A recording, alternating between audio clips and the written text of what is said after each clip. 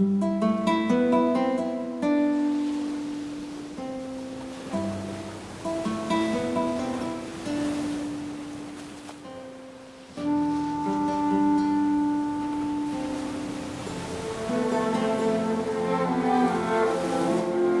دنیا میں بہت سی چیزیں ایسی ہیں جو ذہنی سکون کے ساتھ زندگی گزارنا مشکل بنا دیتی ہیں۔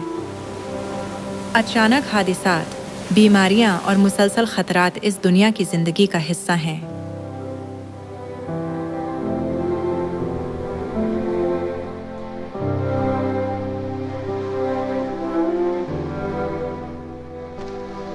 صرف خدا باپ جو ہمیں آسمان کی ابدی بادشاہی کی برکات دیتے ہیں، ہمیں ان تمام خطرات سے ہمیشہ کے لیے بچا سکتے ہیں۔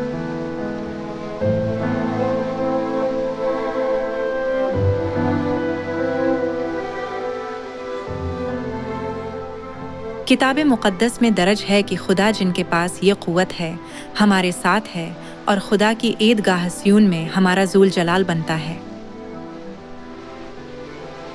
خدا اپنے فرزندوں کو ہر خطرے سے بچاتے ہیں۔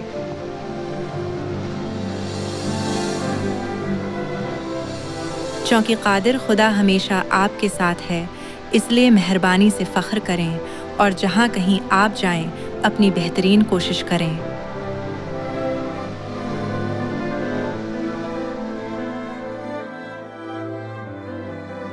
فسح پر خدا کا پاک بدن کھا کر آپ اپنی گناہ بھری حالت سے پاک ہو کر خدا میں سکونت کرتے ہیں، اس لیے ایک لمحہ کے لیے بھی خدا کو نہیں چھوڑنا چاہیے۔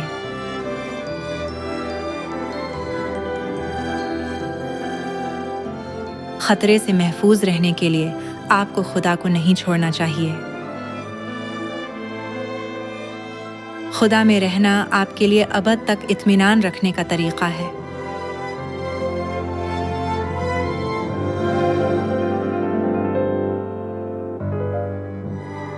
ایک دفعہ کا ذکر ہے کہ ایک بادشاہ نے جو بھی پرسکون اور امن منظر تصویر کشی کرے گا اسے ایک خوبصورت انعام دینے کا وعدہ کیا تھا۔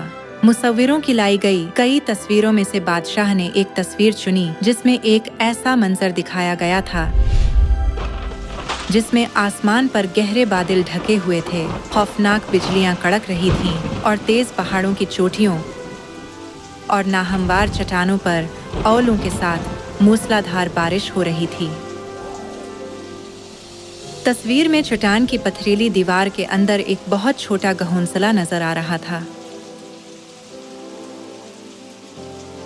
باہر ایک شدید آندھی چل رہی تھی، لیکن گھونسلے کے اندر موجود پرندے اپنے سر باہر نکال کر ادھر ادھر دیکھ رہے تھے اور بظاہر بے پرواہ تھے۔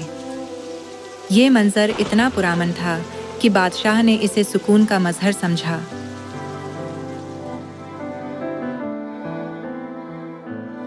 اس نے محسوس کیا کہ دنیا کے تباہ ہونے کے دہانے پر ہونے والے خوف کے باوجود امن کا حقیقی مفہوم محفوظ اور خوش رہنا ہے۔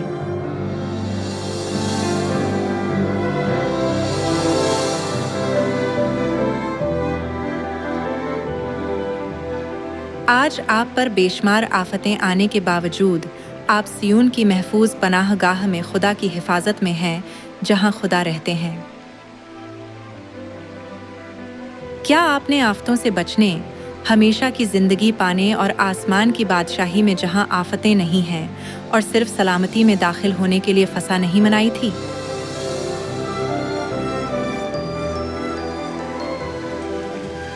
خدا کہتے ہیں، مت ڈر، کسی بھی خطرے میں ہمیشہ تمہارے ساتھ ہوں گا۔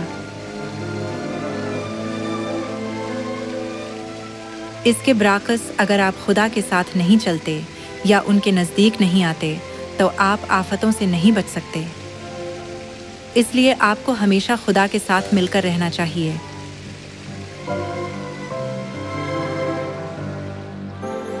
جس طرح خدا نے انسان کے روپ میں آ کر اپنے آپ کو عاجز کیا، اسی طرح آپ کو بھی فروتنی سے دوسروں کی خدمت کرنی چاہیے اور انہیں اپنے سے بہتر سمجھتے ہوئے یہ ان لوگوں کے دل کے طور پر دیکھا جا سکتا ہے جو خدا کے ساتھ ہیں۔ آپ کو سخت الفاظ سے اراکین کو ٹھیس پہنچانے کی اپنی گنہگار عادت کو ترک کرنا چاہیے اور بے فکر ہو کر اس بات کو یقینی بنانا چاہیے کہ خواہ آپس میں جھگڑا ہو تو بھی سورج ڈوبنے سے پہلے آپس میں صلح ہو جائے اور صرف ایک دوسرے کو فضل دینے والی باتیں کہیں۔ خدا کے کلام کی فرمان برداری کرنا یہ ہے کہ آپ کیسے خدا کے ساتھ ہوتے ہیں۔ زبور کی کتاب میں خدا کہتا ہے، دیکھو کیسی اچھی اور خوشی کی بات ہے کہ بھائی باہم مل کر رہیں۔ اور مزید کہتا ہے، وہیں خداوند نے برکت کا یعنی ہمیشہ کی زندگی۔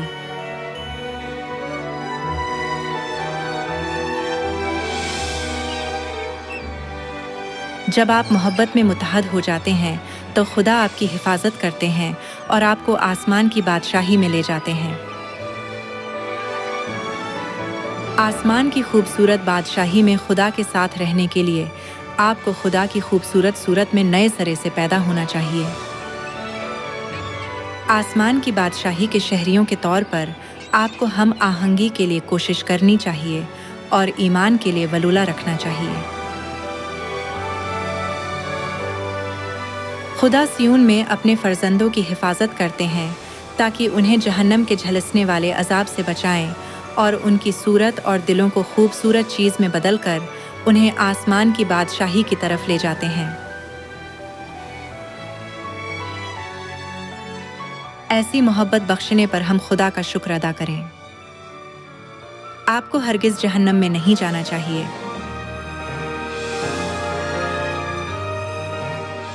جلد آپ آسمانی بادشاہی کی خوبصورت کہکشاؤں کا سفر کر رہے ہوں گے۔ یہ نہ بھولیں کہ خدا کی تمام تعلیمات ان کی محبت کا اظہار ہیں اور ان کا مقصد آپ کو بدلنا اور آپ کو آسمان پر لے جانا ہے۔ آپ خدا کا شکر ادا کریں جو ہمیشہ آپ کے ساتھ ہے۔ مجھے امید ہے کہ آپ آسمان کی بادشاہی میں جانے تک خدا کے کلام کی فرمان برداری کرتے ہوئے زیادہ برکات حاصل کریں گے۔